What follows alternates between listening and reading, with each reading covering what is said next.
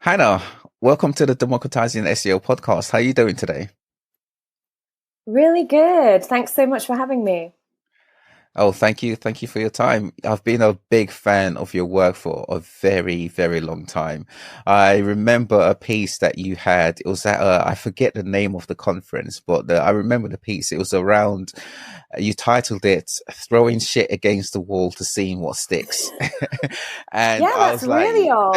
Yeah. I remember that was my introduction to your work, and I was like, wow. And I remember Yeah. seeing you on stage and just being amazed of the way you owned the stage, and I was thoroughly impressed. That's my first introduction to you, and I've of course come across several more of your pieces, and I've always wanted to have a conversation with you. So thank you so much for your time. You've been very generous with your offering your time to me. So thank you. Cool. Thank you. I want to get into the main topic around common misconceptions about digital PR performance. And firstly, though, just before we get into that, I am curious because I see you have an SEO background, and one of the reasons why I love Mm, SEO is that it's so vast. You went from being a technical SEO professional to mm. specializing in creative content. Walk me through the change. What led to you making this change? Because it's quite a big difference going from technical to creative. Yeah. I mean, I think probably the honest answer is I never really enjoyed technical SEO that much. So it didn't seem like quite such a big change to me. So my background is actually in traditional marketing. I had an unusual route into SEO in that I feel like certainly at the point in time that I became like part of this industry, most people had kind of come from a fairly technical background. So they were either developers of some kind, do you know what I mean? Like a reasonably Yeah. technical or programming background. And I'd Hmm. kind of come in through completely the opposite direction. So I used to do, I mean, we didn't call it offline marketing then, we just called it marketing. But I had a marketing background. So I'd done a range of stuff like advertising, direct mail, resale marketing, sponsorship, a little bit of PR. And I kind of came in through that route. So the reason I kind of landed in SEO was largely because the money was going there. And when you work in marketing, budget is everything, right? Like you can have more fun Yep. when you have more budget to play with. Yep. And and so basically, I kind of made the switch to online largely because I was like, oh, budgets are going this way. It's an interesting space. This sounds fun. And so I kind of wound up in SEO really by accident. And initially, I really enjoyed it. Like I really enjoyed technical SEO initially. But I think probably all the stuff that I loved about marketing was the creativity. Mm. Whilst, of course, technical SEO is indeed creative, I'm not suggesting that it's not a creative field. Yep. There's an It's element of it. much Yep. more statsy, numbersy based, and it wasn't Yeah. like honestly, it just wasn't really my jam. And I was working for an agency called Distilled at the time, who were very well regarded, like in the technical SEO space.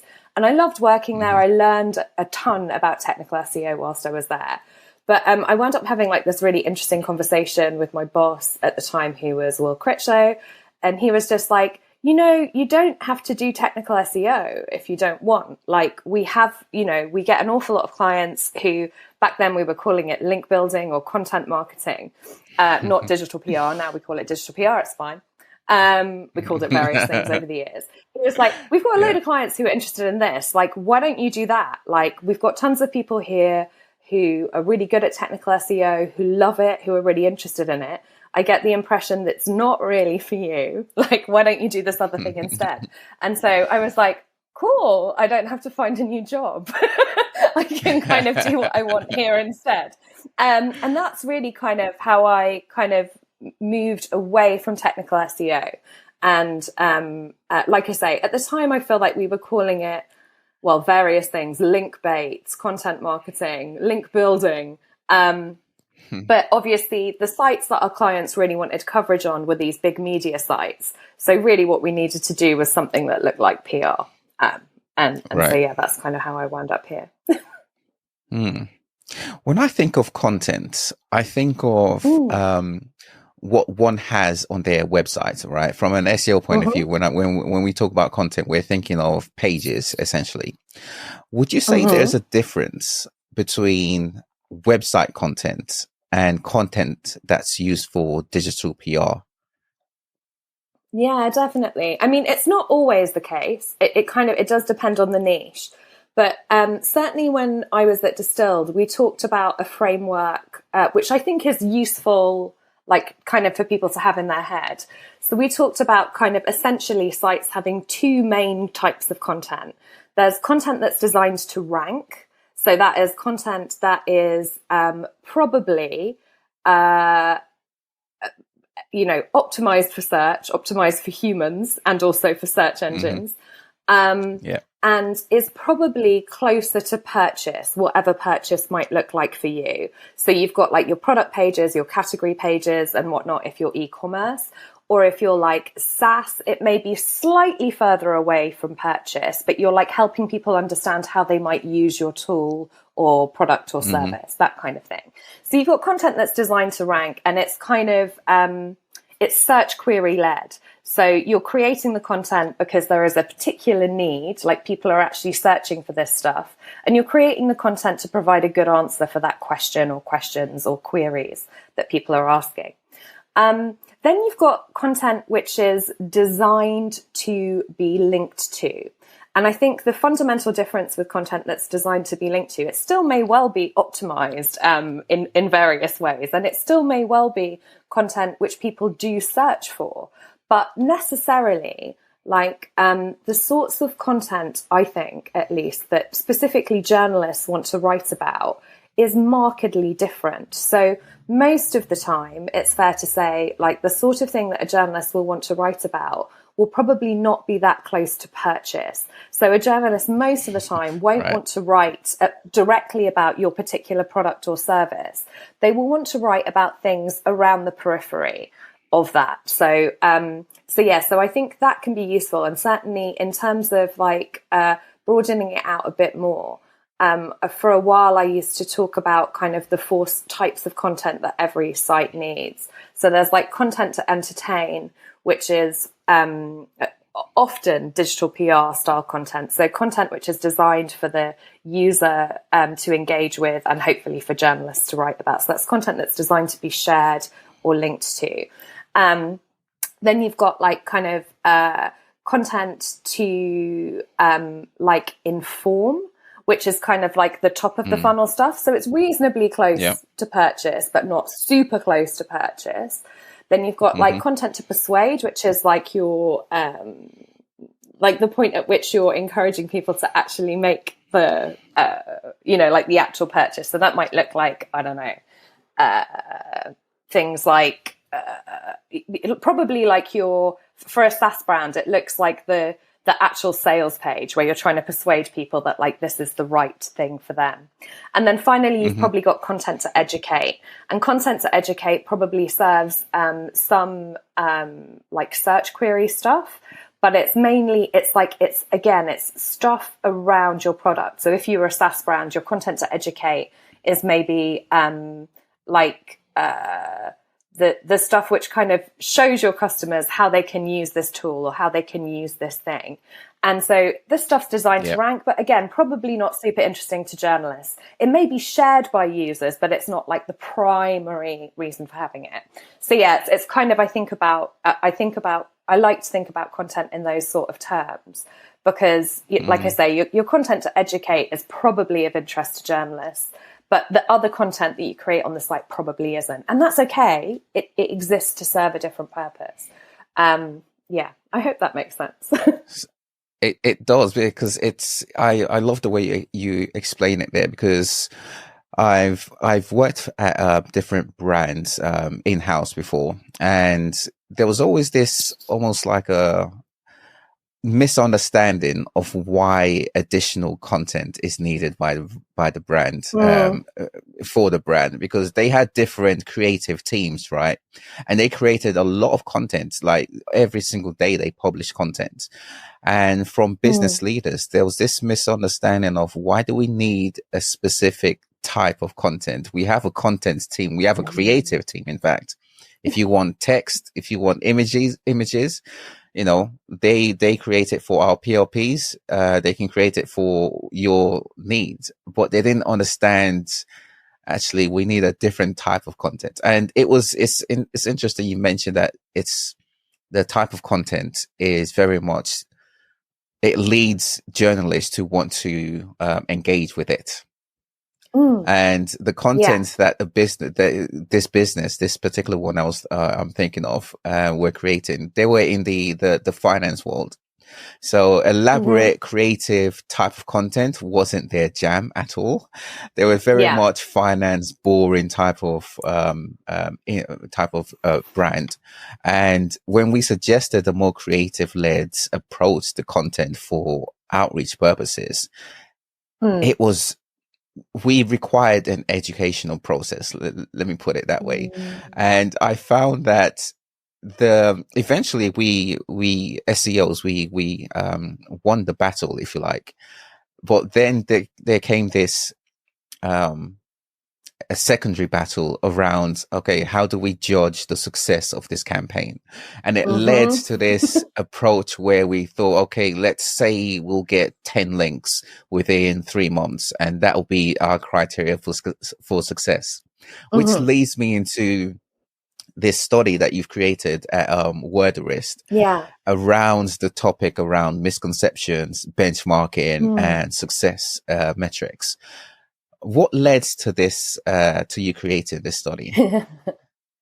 Yeah, I mean, I think it was kind of a couple of things. Like most of the stuff I ever do, it often comes from a place of frustration. So I'm like, I get frustrated about a thing, and then I'm like, okay, what can I do to fix this? And so, yeah, honestly, it came from a place of frustration, and also like, honestly, a place of like sympathy and empathy too. So over the past 4 years, I've been freelancing, obviously, and I've worked with a bunch of digital PR folks across a number of agencies, a number of in-house teams. And wherever I went, whatever I did, the question I was asked most frequently was, the last piece of digital PR content I created got no linked coverage at all. Like, am I terrible at this? What am I doing wrong? Oh my God, should I just give up? And my answer to the question was always like, nope, you're not terrible at this at all. This stuff happens all the time. And actually it happens far more often than you think.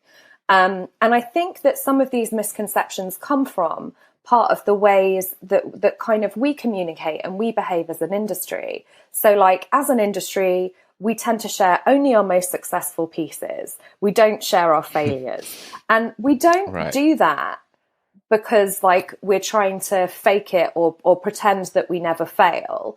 It's just that it's almost like it's just the nature of the thing. So the stuff we share on social media, like they're case studies. You don't do a case study about your abject failure, right? Like that would not be a great way to kind of position yourself online. Like, here's 25 ways I completely failed at something. It's like, might not look so good. Your boss might not let you do it. Your clients might not let you do it, right? So therefore on social media and articles and conference talks, and I'm as guilty of this as anyone else, right? Like I share my best work. I talk about the work that was most successful. And as a result, I think what happens is people get this very skewed view of what success looks like and also like what normal performance looks like. Because if I'm on stage saying, here's this piece we did and we got like, I don't know, hundreds of pieces of linked coverage, understandably, there are going to be a bunch of people in the audience, and particularly people who are new to the industry or who are maybe like, you know, like haven't been doing this for so long. And they think that's normal. They think like getting hundreds of pieces of coverage for a digital PR campaign is normal. And they think that if they don't manage that, they're somehow, you know, bad at this or doing it wrong. And so I think it's like I say, I felt strongly it was kind of these two things happening at once. And And I was like, obviously, I've worked in the industry a long time, and I had like my own data around like kind of all the campaigns that I'd ever been involved with producing. And so I knew like already like what reasonable performance looked like how these things really work.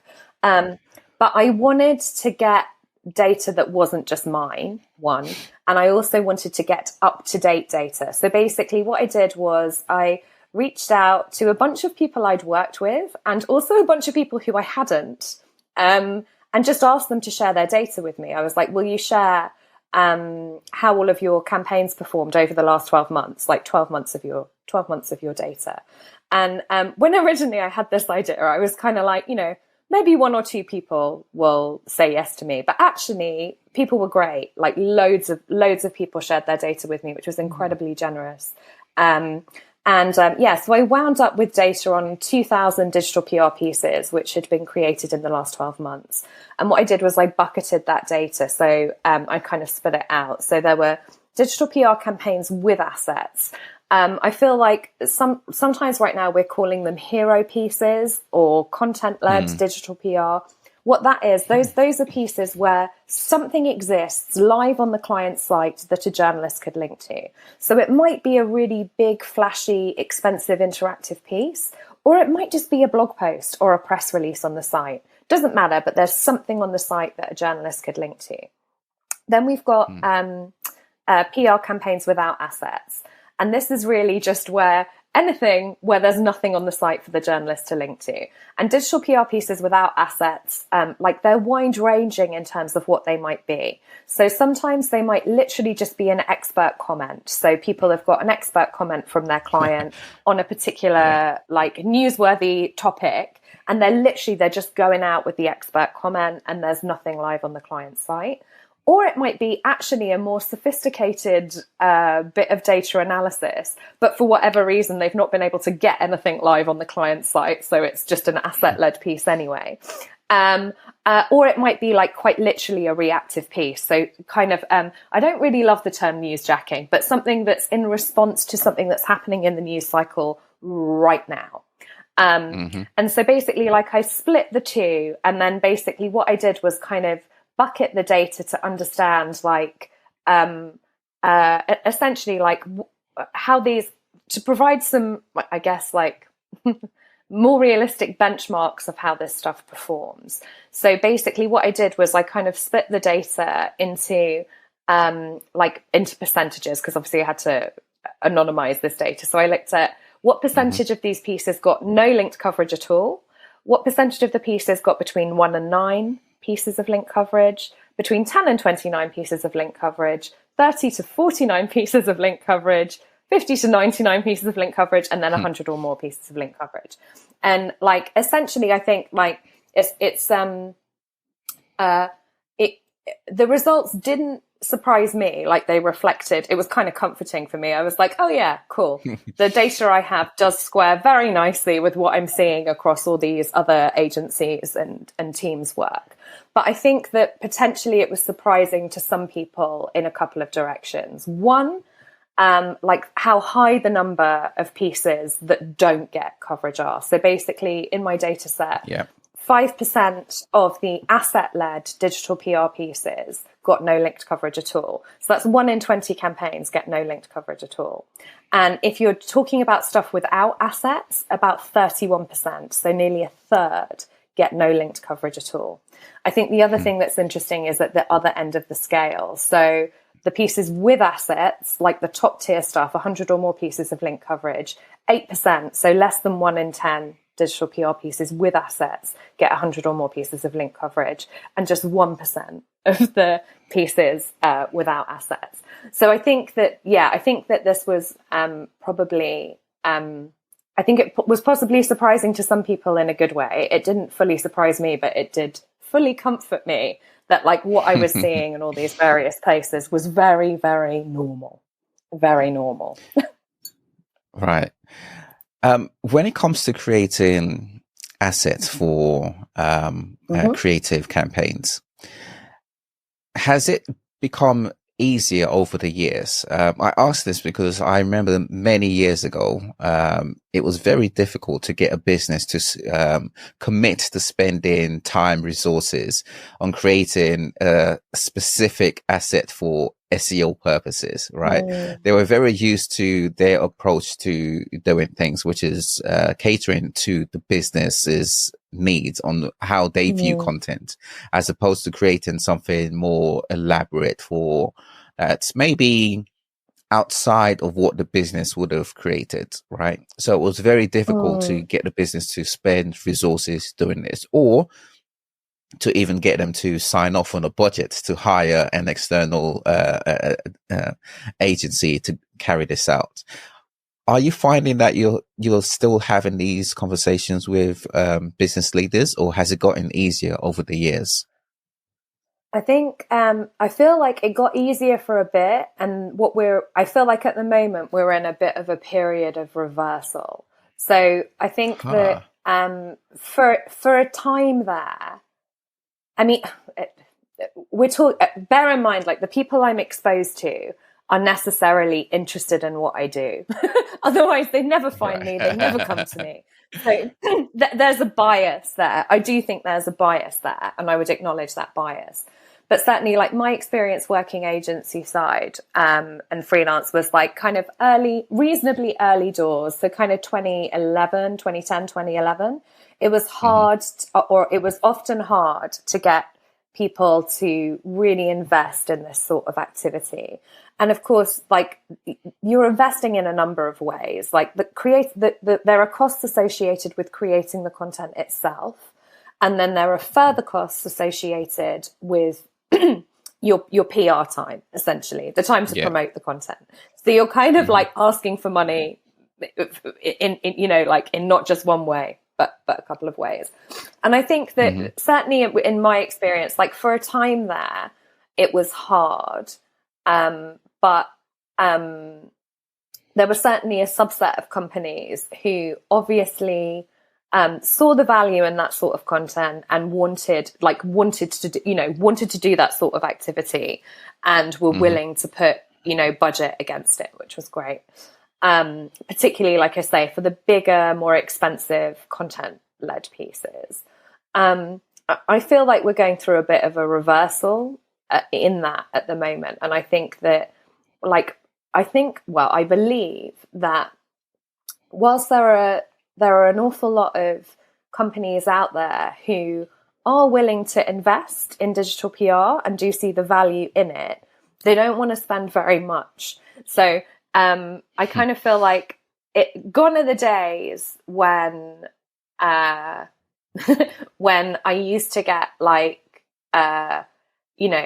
reasonably big budgets to create content. So for example, like in the past, when I used to work for an agency called Verve Search, and we did this piece of content called 24-Hour London, which was like a 24-hour time-lapse gigapixel photograph of the London skyline. So a hugely expensive endeavor, honestly. Thank you.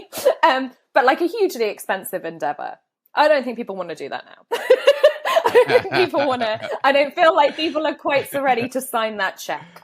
And certainly what I've heard, again, bear in mind, like anecdotally, is that more clients are seemingly interested in digital PR without assets. So they're more interested in doing reactive stuff.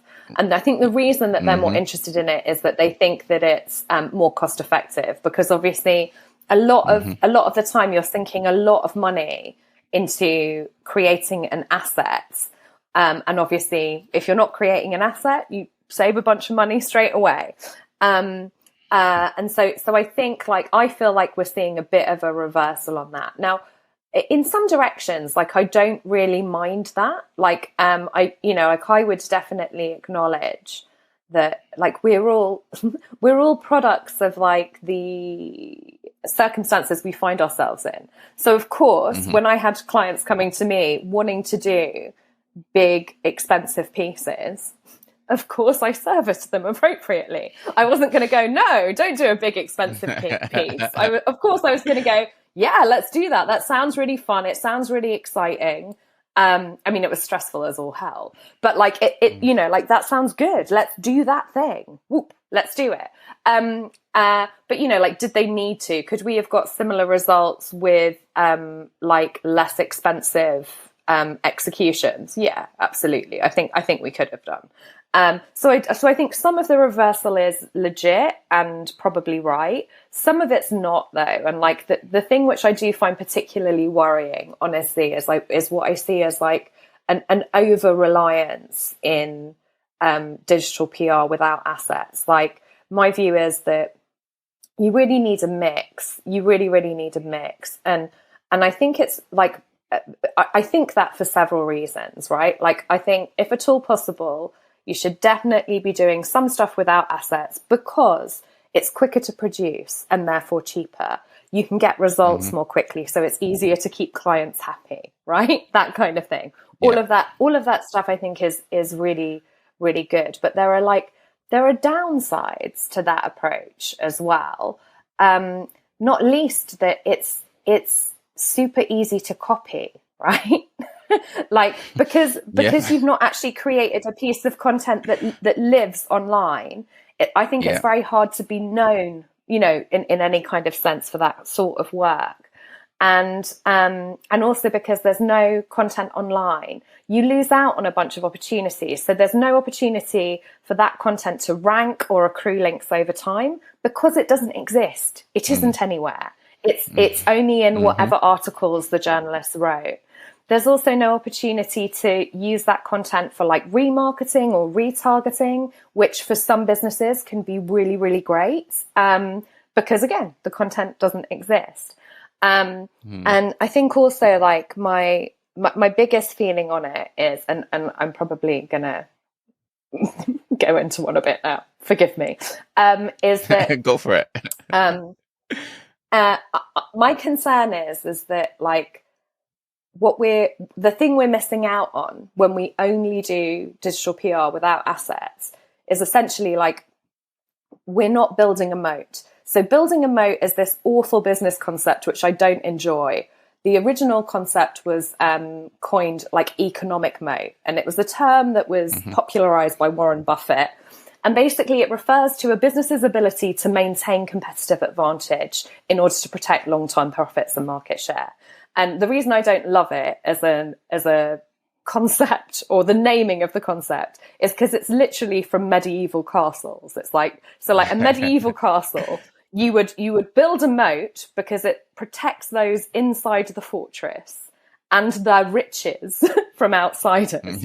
And I think that one of the main benefits of creating hero or asset-led digital PR is that it offers businesses the opportunity to build better moats. Like, so you're actually building a thing which is protectable and that arguably increases in value over time. So like, I'm a massive fan of kind of, you know, the sort of longer term stuff, which over time you could become known for, or a business could become known for. So like in terms of like examples, like I always fall back to the Michelin Guide. The Michelin Guide I still think is fascinating. Michelin make tires and rate ridiculously expensive restaurants. Like, and they've been doing so for, you know, decades now. And I still find it fascinating because I think like the first time whoever pitched it, they must have like, I mean, it's bold, right? Can you imagine being in that pitch? We're going to do this guide to really expensive restaurants. And the people sat there must have been like, dude, I don't know if you've noticed, but we sell tires. Like, who's gonna be okay with that? But Michelin have done that for so long that now we're fine with it. And we literally say Michelin starred restaurant. Like, that's, you know, that's a thing that they absolutely own because they've continued to do it. Like, and, you know, other like big expensive examples would include things like Red Bull TV. Red Bull's content strategy has been so interesting to me from the beginning. And, you know, Red Bull invested hugely in video when honestly nobody was really investing in video. Like they went hard super early. And and you know, and they obviously, there's the various winter sports, extreme sports, stunty things that they do, but they also do a bunch of stuff in the arts for Red Bull TV as well. And I'm just like, you know, like, but that's the thing which they definitely own now. Do you know what I mean? Like, Red Bull are actually a publisher now, in a very, you know, like in a real way. Now, obviously, you know, my clients aren't Red Bull, my clients aren't Michelin. But I do think that there's benefit in seeking to build something like that, because it has like benefits beyond just pure PR. It has real brand benefits, and kind of over time it becomes a thing which is like truly defensible and truly marks you as different. And, you know, obviously, like, there are smaller examples of this too. So like other examples I like Forbes obviously have a rich list. A bunch of other publications have a rich list as well. But again, it's something that Forbes become known for. Forbes rich list, it just used to be annual. Now it is like up to date all the time. It is fascinating, like how much work they've put into that. There's a social media tool called Hopper, and they did the original Instagram rich list. Again, they're now known for that. I'm like, that's killer. It's really, really good. But there are a ton of other smaller scale things as well. Like, so Stack Overflow do a developer survey each year. And because they do it and keep doing it, this has become like a really well-respected resource. And again, in like a smaller way, or, you know, like a more niche way, there's an agency called Era, who've been doing a State of Technical SEO report each year in conjunction with Women in Tech SEO. And again, this has become something they are known for. Like, now, of course, like, they're not the only one who they're not the only people who do a State of Technical SEO report, but like, it has value. You know, the first time they did it, probably not that much value, but the value compounds over time. It's because you refresh it every year. And I think stuff like that can be like super powerful. And I am concerned that, like, as an industry, I don't know, I feel like we're forgetting it. It's almost like digital PR is being used as a tactic to a bit like way back in the day. You've been in the industry a long time, right? Remember when we just used to buy links? I mean, some people do still just buy links, and, you know, all power to them. You crack on, you do you. I don't mind what you do. I do mind if you're lying about it, but, you know, as long as you're not lying about it, you do you crack on. But I almost feel in some ways like where we're at, or where we're approaching at the moment with digital PR, is kind of like people are almost using it in that very tactical sort of link buying way. It's like, you know, it's a very short term view. And everything's about, like, you know, what's the most cost effective way to do this thing. And I think that, you know, obviously we need to think about, you know, providing the most value we can for our clients. But, you know, like, the most cost effective way for anything is rarely like the only route that one should consider, right? You know, like, and just because it's necessarily tactical, not strategic. And I think there are a lot of companies out there which are kind of like missing the potential benefits and like the bigger picture of, like, in terms of like what digital PR could really deliver, if they were willing to invest in it in a more meaningful way. I've been in conversations where decisions are made around digital PR, and it's interesting you mentioned there are essentially two parts to it: the asset creation, if you like, and then the actual PR of it, right? The outreach of the assets. Yeah. And what I quickly realized is that a lot of business leaders look at the cost analysis of it and say, actually, if we're paying an agency, it seems as though most of what we're paying is around the asset creation, which is great. We have this beautiful piece of asset, but then it comes to results, right? How do we justify the result internally? How do I justify this result? If I'm a digital marketing lead, how do I justify this to the boards that actually this was worth the spend? And this is an internal problem and not a problem that agencies own. Because from their point of view, from the agency's point of view, the bulk of the spend goes to the asset creation. And once they've received that, they don't necessarily have to quote unquote get results.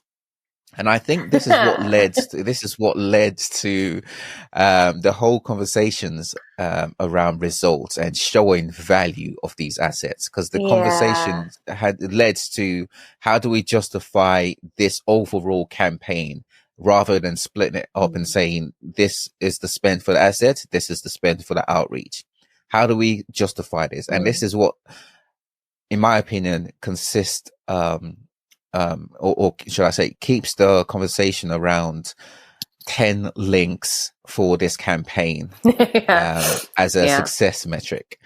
What is your take on how success metrics can be determined or justified for a campaign overall, rather than splitting it up within these two areas, assets, outreach? How can we justify the overall spend on a campaign? Yeah, I mean, so I think I think honestly, I think part of the problem is looking at a single campaign, actually. So the example I always give is like, and I give it for technical SEOs, not to be seen to be criticizing them, but because I feel like it's easy for technical SEOs to grasp. If I say to a technical SEO, do you expect every on-site change you make to have an impact to the bottom line? They will, of course, say, no, it would be great if it did, right? Like, it would be great if if we could tie back every single solitary technical change to a real world business impact. But of course you can't, because the truth of the matter is that none of this stuff happens in a vacuum, right? So you might be making some on-site changes, but your competitors might be making some on-site changes too, and one thing kind of cancels out the other. Or you may be making some changes that you expect to work, but Google's a black box. Like, we don't know exactly how it works. Sometimes these things work as we expect. Sometimes they don't, right? This is just the real world. Yeah. And so as a result, the way that SEO budgets are typically signed off, it's a program of activity. So nobody's signing off like an individual technical change, for example. So nobody's going to, we're not literally signing off like the cost of each change by change by change. It's a program of activity. So from an agency perspective, what tends to happen is you will have, if the company is using an agency, they will have some sort of agreed agency retainer, and they will be happy to continue to pay that agency's retainer as long as overall things are broadly going in the right direction, right? Broadly going in the right direction. But they won't be, hopefully most of the time, they won't be like niggling the agency on like nickel and diming them about like which precise change drove that.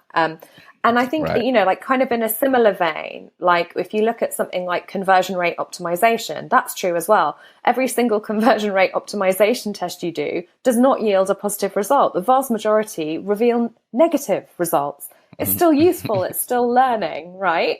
But the vast majority of it doesn't work. We don't sit there and say like, let's not do conversion rate optimization anymore because 80% of the time it doesn't work. Nobody says that, because that's not the point.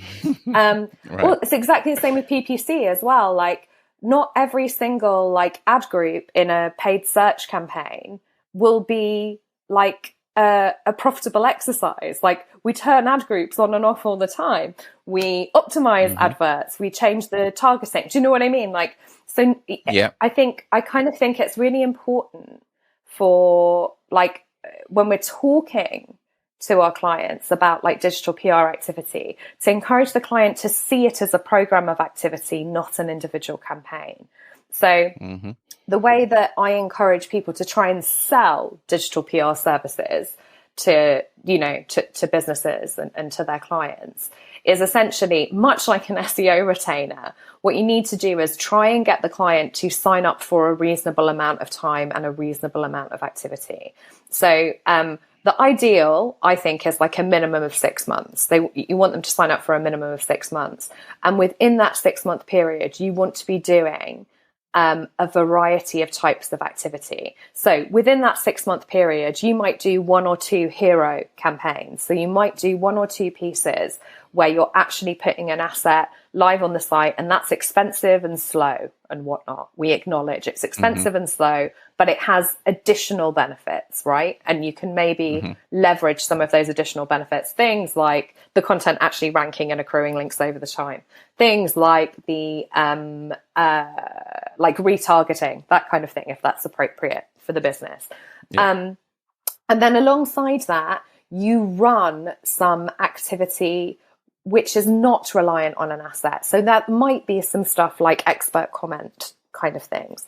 It might be some stuff like leveraging some of the content which already exists on the site. So you're not creating a new asset. You're leveraging the content which already exists on the site and, turning those into, hopefully stories that journalists might be willing to write about. So essentially what you're doing is a variety of activity. Now, I'm totally fine ultimately with the metric that you're measured against being linked coverage. Like, I'm fine with it because, like, as a digital PR, truth is, like, that's the only thing I can control to some extent, right? Like, so what I would encourage people to do is essentially like have some sort of metric or target, but it's like over the 6 months or it's over the year if you've managed to sign them up for a year. So the idea is it's like you haven't got like, it's not like this piece of content that you're creating needs to get 10 or more links for it to be considered a success. It's all the activity over the 6 months needs to get X number of pieces of linked coverage. And that's how you're measuring success. And I think that that's important because, like I say, this stuff is non-linear. Sometimes digital PR pieces fly and they really fly. Other times they don't. Other times it's like pushing water up a hill. And with the best will in the world, you're not going to get it right all the time. You're just not. Because you're not in control of the news cycle either. And this is another thing I think that we kind of have to acknowledge. We're not in control of the news cycle. And it is challenging out there. It's super challenging. Like when I first started doing this stuff, like the world was, I mean, we didn't realize it at the time, but the world was a much, much, much calmer place, right? This was pre-Trump, pre-Brexit, pre-COVID. Like, you know, honestly, like I work in digital PR, but, you know, a lot of the time I have to like actively avoid the news for my own mental health because I feel like anytime I go online, I'm just like, what fresh hell is this? Oh, great. If you're a woman, you don't get to, you know, like if you no abortions anymore. Sorry, friends. You know, it's just like, it's unbelievable. Like, I don't think anybody, if you'd have asked me like back in 2010, what's on your bingo card for 2023? I'd have got none of it. Literally got none of it. And I do think that we have to acknowledge quite how bizarre the times that we are living in really, really are. But so for my money, I'm fine actually with number of pieces of link coverage as a metric. I would like some sort of quality in there. So it's not just numbers, because numbers are not worth anything. I also I really like it when a client says to me, like, they want coverage in specific publications. I like that because it tells me what I need to do. Like, if, you know, you tell me you want, I don't know, you tell me you want coverage in Forbes. Like, I kind of know what I need to do. I need to create something that the journalists at Forbes are going to want to write about. So I kind of like that direction. Obviously, the other nice thing to do if you can is to link wherever you can, try to link your digital PR activity to things which are meaningful, like ranking improvements, like increases in like branded search, for example, I think is a fair, Yeah. you know, but again, I wouldn't want to be like just measured on that, because obviously, like, again, none of this stuff happens in a vacuum. And, you know, you might be doing really, really, really great work for a client from a digital PR perspective. Trouble is, their competitors are outspending and are doing like, I don't know, 10 times the activity. Like, you're not going to see ranking improvements when you're doing 1/10 of the activity of your competition, right? Similarly, if there are on-site problems, and there always are, like, honestly, like the fear I get whenever anybody, when I used to work agency side, the fear I used to get whenever the client used to say, we're fine with on-site, we don't need any help on site. And I'd look at it as a digital PR and be like, you need help. Yeah. You need help. I don't even do this anymore. And I'm just looking at it, and you need help. You absolutely need help. And, you know, like, and we are in a different world now. You know, I've been doing this for long enough that, you know, there was a time when good links could cure most ills. So, like, even if the site wasn't great, even if there were some technical problems on the site, if you got a bunch of high tier links to the site, rankings would still improve. Those were lovely days, weren't they? Now that's not true. Now that's not true. It's like, you know, my good PR cannot save your nightmare, your technical nightmare of a site. Like, it's just not, the stuff just isn't true anymore. So I do think that we need to be mindful that we're not kind of expecting stuff which is just not going to happen, right? Like, you know, we're not selling clients on sort of a weird dream, which is very unlikely. And I think that's also a problem, genuinely. Like, I think there can be a tendency to kind of overpromise in a bunch of directions, whether it's overpromising like coverage results, overpromising ranking improvements. Like, there are many ways that we can do ourselves a disservice, I think. Yeah. I think the whole 10, like having hard links, 10 links coverage per campaign, that came from a time where you needed to have some sort of metrics in order to get sign off. And I honestly believe it worked for the time. But nowadays, that as a hard and only set of success metrics is not ideal. You mentioned earlier the change. I do think there's a pendulum swing about to happen within the next, I would say, as early as a few months to a few years, where a lot of people who are focused on more reactive based content will find the need to switch to creating assets. And I think there'll be a huge increase, a huge demand in education around what a quote unquote great piece of asset is for a brand per campaign. I say that because I think the whole aspect of what's happening in search, Chat GPT, Bard, Google generative SGE, search generative experience. Yeah, what does that even stand? Of this, there you go. search generative experience. Yeah, I think all of this is adding into a mix where one's branding is going to be very, very important. And I think it could lead to a point where everyone is pretty much going to have to focus on being a publisher. I also believe that the barrier between marketer and non-marketer is going to be distinguished or removed, I should say. I say that because I think user-generated content will be a big piece. I think that actually will be what replaces reactive digital PR, and asset-led digital PR will increase again because a lot of brands will have to differentiate from the normal reactive PR pieces. And I mean, I think all of this. Yeah, go ahead. No. I think that's really interesting. I mean, I suspect that I'm with you. I do think that we'll start to see it swing back. I hope we don't. I mean, like, I still think that there's really, like, I don't want us to go too far the other way, honestly. Like, I think using using or doing some digital PR activity without assets is really smart and really necessary. So what I really would like is just a bit more normalization, really. Right. And I think the point you raised about like, you know, the increasing importance of brand and creating stuff. I mean, essentially what we're nudging towards is trustworthiness, right? So like, why do people really like, for example, like, why is it that if you're searching for something like, I think cosmetics is a particularly good example of this. So like, if you're searching for a new moisturizer or like a new hair product or something, why is it that people are going to TikTok for that stuff rather than Googling it?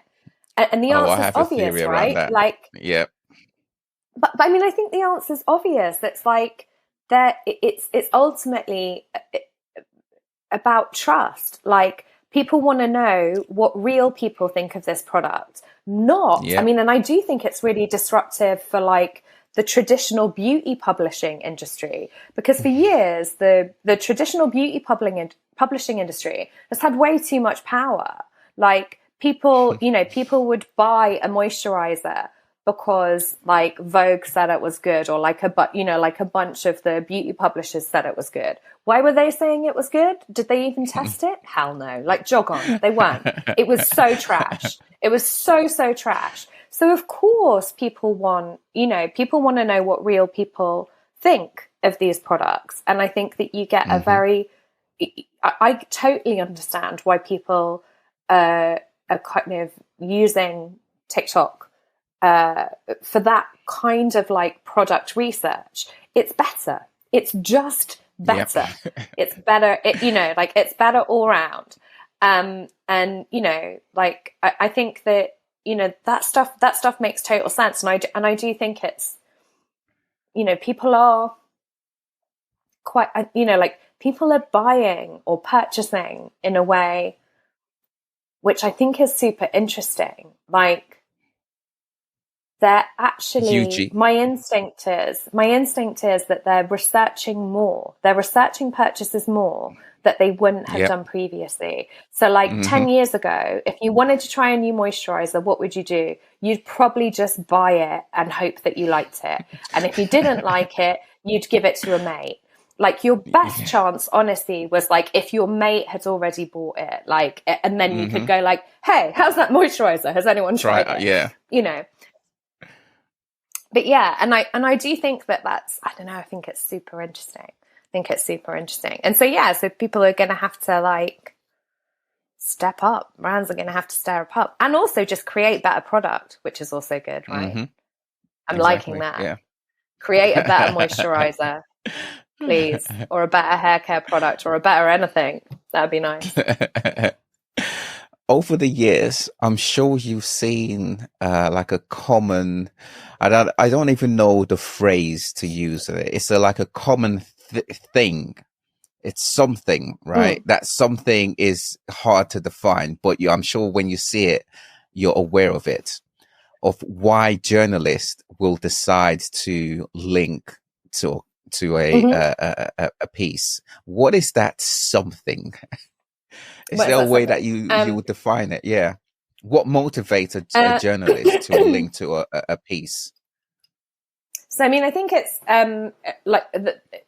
it's a horrible. There's a bunch of like it depends around this, right? Right. Yeah. But I think it sometimes has to do with the nature of the ask, and sometimes it has to do with the nature of the article.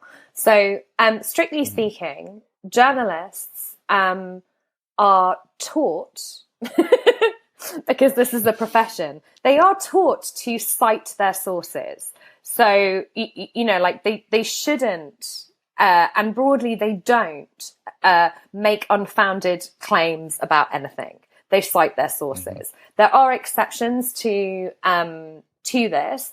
So like a journalist writing an opinion column doesn't need to cite sources because it's their opinion. It is an opinion column. There are some instances where journalists will not cite sources for privacy reasons, right? Like in investigative journalism, that kind of thing. But other than that, for the most part, like journalists are totally fine with citing sources. And so if they're fine with citing sources, it really just becomes about the ask. And so I think that, kind of like, sometimes it's not always the case. Sometimes it's the case that the journalist hasn't linked because, honestly, like, you didn't make it easy enough for them. Like, you need to explicitly say something like, and what I would encourage people to do is something to include within, like your PR pitch is like a little line which says something like, if you do elect to cover this story, I'd be really grateful if you could link to, give them the page, give them the hyperlink, don't make them search for it, so that it's super easy for them to link. Right. And also, this is another reason why having an asset is good, because there's then a reason, right? There's then a reason, like the full study can be found here. More detail can be found here. There's then a good reason. But equally, like if you're doing reactive stuff or expert comment stuff, like, again, give them a page to link to. So if you want a link to the homepage, tell them you'd like a link to the homepage. If you're doing an expert comment and you've got like a, kind of a bio or author page for that expert on your site, get them to link there. Like get them to link wherever makes sense, but ask, explicitly ask. And I think, in terms of like, why and when journalists don't link. So there are some things that journalists can't, that don't control. So like journalists don't control the content management system. So that link may be no follow. That link may have an affiliate condom on it, right? So if you've asked the journalist to link to a product or category page, and your e-commerce, that link will often automatically have an affiliate condom applied to it by the CMS. The journalist has no control over that. Don't be emailing them nonsense about like, please, can you take the affiliate condom off my link? Like, that's not going to happen. So, like, I do think that bit you can't control. But I also think, like, these things are always worth an ask. So, like, and it's definitely happened to me and to other people I've worked with. Like, a journalist sometimes will cover a story, but they'll refuse to link. So they might mention the client. So they might mention hopefully they'll mention the client by name, but they won't actually link. My view is, like, if that happens, ask once, ask nicely for them to link. It's always worth the ask. In my experience, like, anywhere between, like, I don't know, possibly around like 20-25% of the time you will get that the journalist will put that link in for you. Where they won't is, like, if you're referencing an article that's like 2 months old, 2 years old, like, don't be an idiot. Like, when the thing goes live, you notice it on the day, you can message them quickly and ask. But yeah, ask once, ask nicely. Bear in mind that there's absolutely no benefit to the journalist in going back and correcting that article at that point. Like, you're just taking up their time. So don't be offended if they don't. Like, it's fine. But yeah, I do feel that, like, I don't think it's, I think, honestly, like, the times when most of the time, it's not always true, but like most of the time when a journalist hasn't linked, it's because either you haven't given them a compelling reason to, or you just haven't asked right. But you have to suck it up. Like, a bunch of your coverage will be unlinked and you are going to have to live with it. Yeah. Because we're not paying people to do this. Right. Hannah, thank you so much for your time today. Is there anything you'd like to promote or shout about? Oh, sure. Yeah. Thank you. I would love to. I write a fortnightly newsletter called Manufacturing Serendipity, which people might like to sign up for. It's largely random thoughts from my brain, but people kind of like it. And then the other thing I'm doing a bit later on this year, I should say earlier this year, I did a live Zoom course on ideation for digital PR, which was tons of fun.